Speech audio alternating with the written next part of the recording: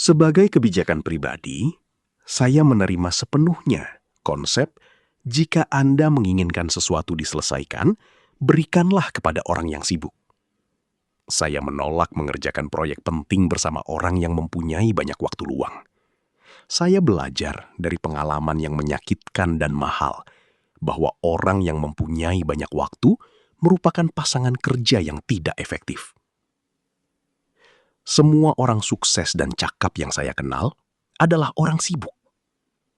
Ketika saya memulai sesuatu, beberapa proyek bersama mereka, saya tahu sesuatu itu akan diselesaikan secara memuaskan. Saya belajar dalam lusinan kejadian bahwa saya dapat mengandalkan orang sibuk untuk menyelesaikan tugas. Akan tetapi, saya sering melihat kekecewaan dalam bekerja bersama orang yang mempunyai banyak sekali waktu. Manajemen bisnis yang progresif terus-menerus bertanya, apa yang dapat kami kerjakan untuk meluaskan keluaran? Mengapa tidak bertanya kepada diri sendiri, apa yang dapat saya lakukan untuk meluaskan keluaran saya? Pikiran Anda akan secara kreatif memperlihatkan kepada Anda bagaimana caranya. Dalam ratusan wawancara dengan orang pada segala tingkat, saya membuat penemuan ini. Semakin besar orang bersangkutan, semakin cenderung ia mendorong Anda untuk berbicara. Semakin kecil orang bersangkutan, semakin cenderung ia mengkhotbahi Anda. Orang besar memonopoli kegiatan mendengarkan. Orang kecil memonopoli kegiatan berbicara. Perhatikan ini pula. Para pemimpin di dalam semua bidang kehidupan menghabiskan jauh lebih banyak waktu meminta nasihat dibandingkan memberikannya. Sebelum seorang pemimpin mengambil keputusan, ia berkata, "Bagaimana menurut Anda tentang hal ini? Apa rekomendasi Anda? Apa yang akan Anda lakukan dalam keadaan yang sama ini? Bagaimana soal ini menurut pendengaran Anda?" Lihatlah dengan cara ini. Seorang pemimpin adalah mesin manusia pengambil keputusan. Untuk membuat apapun, Anda harus mempunyai bahan mentah. Dalam mencapai keputusan kreatif, bahan mentahnya adalah gagasan dan saran dari orang lain. Tentu saja, jangan mengharapkan orang lain memberikan pemecahan yang siap pakai kepada Anda. Itu bukan alasan utama untuk bertanya dan mendengarkan. Gagasan orang lain membantu menyalakan gagasan Anda sendiri, sehingga benak Anda menjadi lebih kreatif. Belum lama ini, saya berpartisipasi sebagai instruktur staf di dalam sebuah kursus manajemen eksekutif. Kursus tersebut terdiri atas 12 sesi.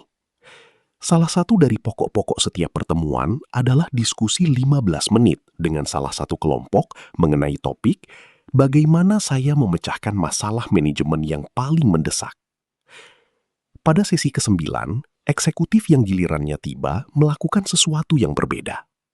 Bukannya menceritakan bagaimana ia telah memecahkan masalahnya, ia malah mengumumkan topiknya sebagai dibutuhkan bantuan untuk memecahkan masalah manajemen paling mendesak yang saya hadapi. Ia dengan cepat menguraikan masalahnya dan kemudian meminta gagasan kepada kelompok mengenai cara memecahkannya. Agar pasti ia mendapatkan catatan lengkap dari setiap gagasan yang diusulkan, ia meminta penulis steno di ruangan tersebut mencatat semua yang diucapkan. Belakangan, saya berbicara dengan orang ini dan memuji pendekatannya yang unik. Komentarnya adalah, ada beberapa orang yang sangat pandai di dalam kelompok ini. Saya memutuskan mencoba peruntungan saya. Ada kemungkinan besar sesuatu yang dikatakan oleh seseorang selama sesi tersebut mungkin memberi saya petunjuk yang saya perlukan untuk memecahkan masalah tersebut. Catatan, eksekutif ini menyajikan masalahnya, kemudian mendengarkan. Dalam melakukannya, ia memperoleh beberapa bahan mentah untuk pengambilan keputusan. Dan sebagai keuntungan tambahan, anggota lain dari hadirin menikmati diskusi tersebut karena memberi mereka kesempatan untuk ambil bagian. Perusahaan yang sukses menginvestasikan uang dalam jumlah besar untuk penelitian konsumen. Mereka menanyakan orang tentang selera, kualitas, ukuran, dan penampilan suatu produk. Mendengarkan apa yang dikatakan orang memberikan gagasan yang pasti untuk membuat produk lebih mudah dijual. Kegiatan ini juga memberi saran kepada pengusaha pabrik apa yang harus dikatakan kepada konsumen mengenai produk di dalam iklannya. Prosedur untuk mengembangkan produk yang berhasil adalah dengan mendapatkan sebanyak mungkin opini, mendengarkan orang yang akan membeli produk tersebut, dan kemudian mendesain produk dan promosinya untuk menyenangkan orang-orang ini. Di dalam sebuah kantor belum lama ini, saya melihat sebuah papan tanda yang bertuliskan, "Untuk menjual kepada John Brown, apa yang John Brown beli, Anda harus melihat segala sesuatunya melalui mata John Brown." Dan cara untuk berbagi pandangan dengan John Brown adalah dengan mendengarkan apa yang dikatakan oleh John Brown. Telinga Anda adalah katup pemasukan Anda. Telinga Anda memberi makan pikiran Anda dengan bahan mentah yang dapat diubah menjadi kekuatan kreatif. Kita tidak belajar apapun dengan berbicara. Akan tetapi, tidak ada batas pada apa yang dapat kita pelajari dengan bertanya dan mendengarkan. Coba program 3 tahap ini untuk menguatkan kreativitas Anda melalui bertanya dan mendengarkan. 1. Dorong orang lain untuk berbicara. Di dalam percakapan pribadi atau di dalam perusahaan, usahakan agar orang berbicara dengan memberi dorongan kecil seperti, "Ceritakan kepada saya tentang pengalaman Anda," atau "Apa menurut Anda yang harus dilakukan mengenai ini? Apa menurut Anda yang merupakan inti persoalan?" Dorong orang lain untuk berbicara, dan Anda pun memperoleh kemenangan rangkap 2. Pikiran Anda menyerap bahan mentah yang dapat Anda gunakan untuk menghasilkan pikiran yang kreatif, dan Anda mendapatkan teman.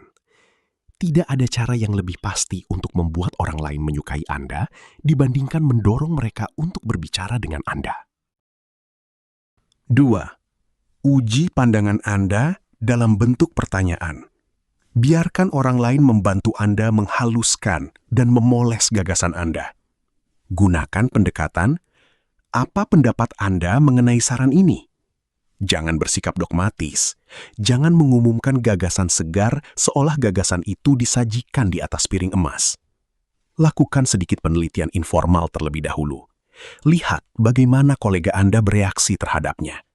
Jika Anda melakukannya, kemungkinannya Anda akhirnya akan memperoleh gagasan yang lebih baik. 3. Berkonsentrasilah pada apa yang dikatakan oleh orang lain. Mendengarkan adalah lebih daripada sekedar menutup mulut. Mendengarkan berarti membiarkan apa yang dikatakan menembus ke dalam pikiran Anda. Begitu sering orang berpura-pura mendengarkan ketika mereka sama sekali tidak mendengarkan. Mereka cuma menunggu lawan bicara berhenti sejenak agar mereka dapat mengambil alih pembicaraan. Berkonsentrasilah pada apa yang dikatakan oleh lawan bicara. Evaluasi apa yang dikatakannya. Begitulah cara Anda mengumpulkan makanan untuk pikiran Anda. Semakin banyak universitas menawarkan program pelatihan manajemen tingkat lanjutan untuk para eksekutif bisnis senior. Menurut sponsor, keuntungan besar dari program ini bukanlah bahwa para eksekutif tersebut mendapatkan formula yang siap pakai, yang dapat mereka gunakan untuk mengoperasikan perusahaan mereka secara lebih efisien.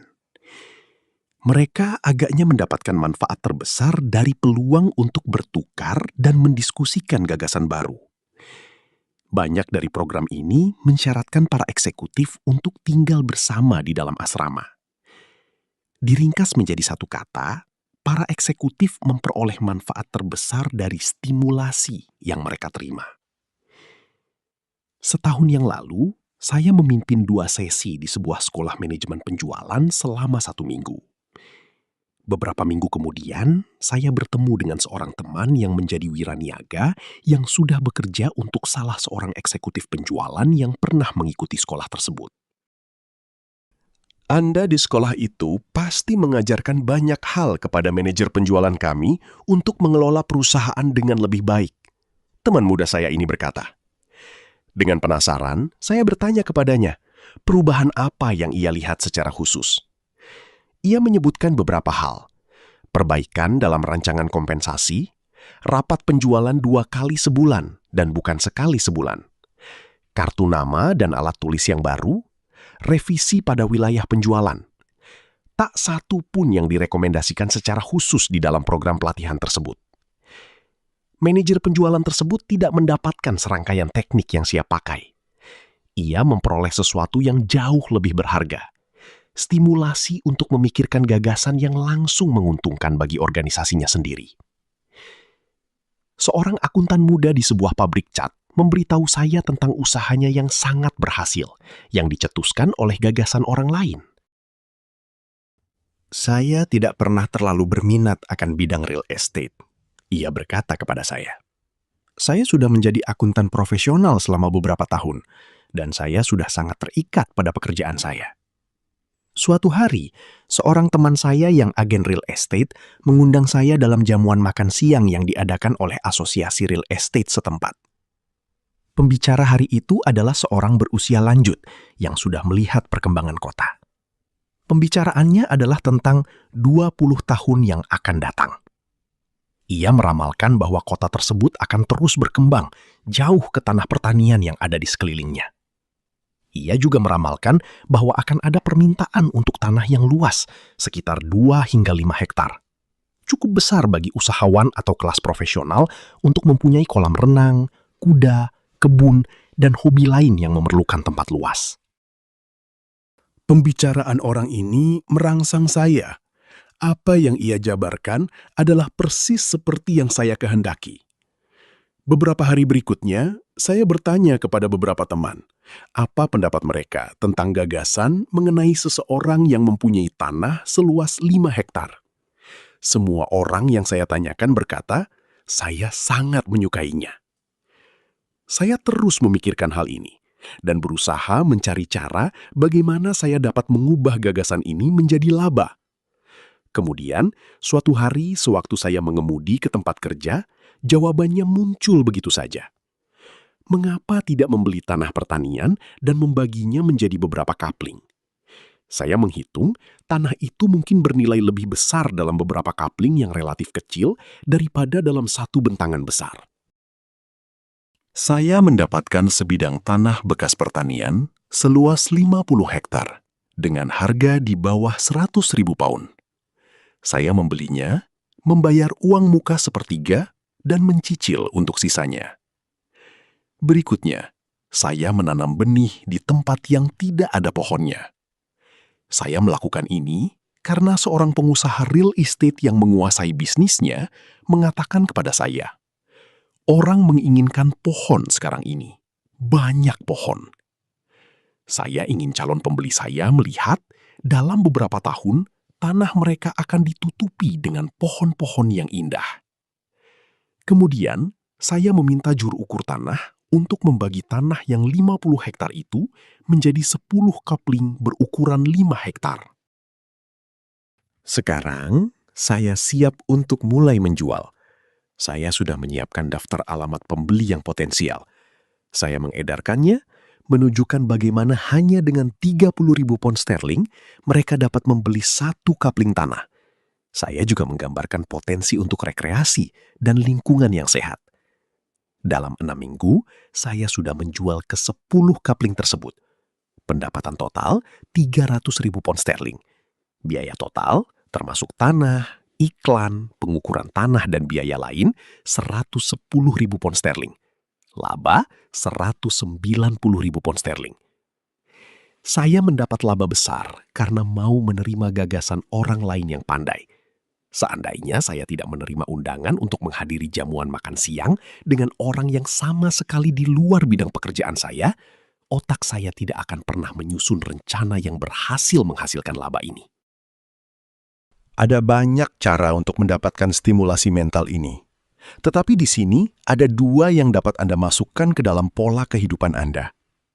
Pertama, bergaullah dan bertemulah secara teratur setidaknya dengan satu kelompok profesional yang memberikan stimulasi di dalam bidang pekerjaan Anda sendiri.